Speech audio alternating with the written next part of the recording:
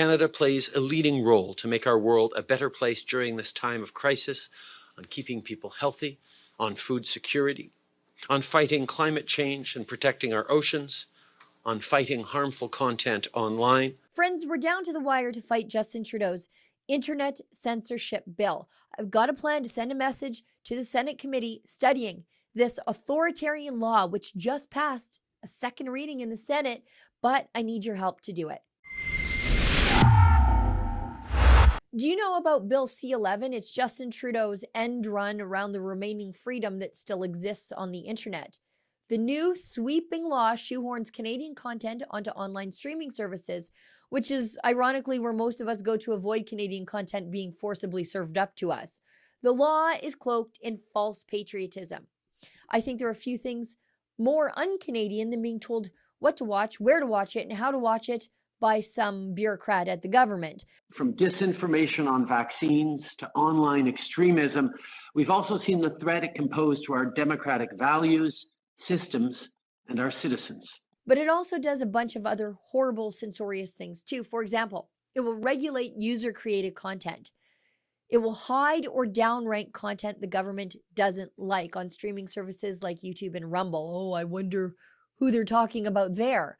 This is a moment to stand for democracy, against disinformation, misinformation, propaganda. And this is totally unacceptable.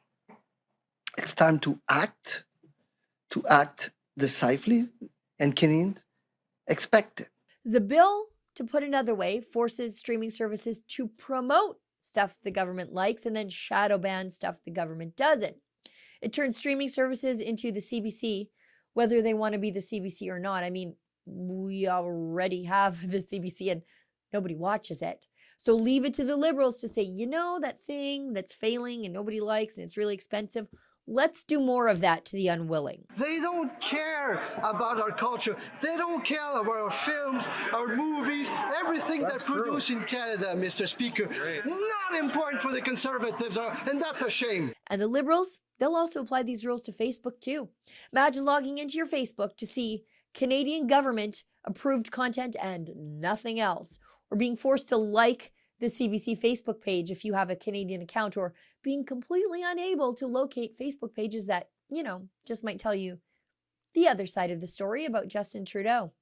Trudeau's telecom bureaucrats at the CRTC, who are completely unelectable and unaccountable, would be able to have unprecedented powers to regulate content on Twitter, Instagram, and TikTok, since they would be, quote, broadcasters under the act.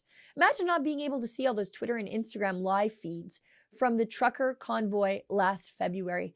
How much truth would have been hidden from the public with this new law? Freedom of speech is under attack, and we've got to do something about it. I've got two ways that we can make a difference. First, go to stopthecensorship.ca and sign the petition there. If we get enough signatures, we're going to hand deliver it to the chief censor in Canada, Heritage Minister Pablo Rodriguez. Just this spring, Rodriguez announced he's implementing a new advisory group responsible for providing advice to address unacceptable and hateful content online. And we're much more likely to be exposed to and hurt by unacceptable, hateful content. But if we don't address this disinformation problem, well, they win. And we will not let that happen. And our government has been extremely clear. Hate speech, extremism, incitement to violence, child sexual exploitation content has no place in our society. No place in the real world, no place online. Now, we already have laws about hate speech and inciting violence and promoting terrorism. So that's covered. So what do you think he means by acceptable?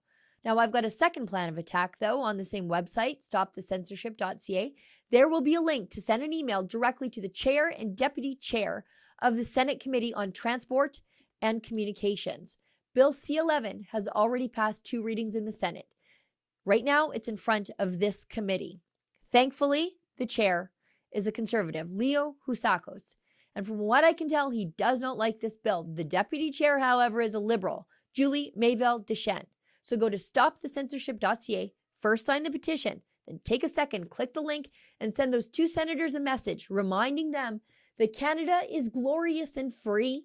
And friends, that still includes the internet. We don't want the government telling us what internet is acceptable, like we live in Cuba or Iran. But we have to do this fast. We're running out of time.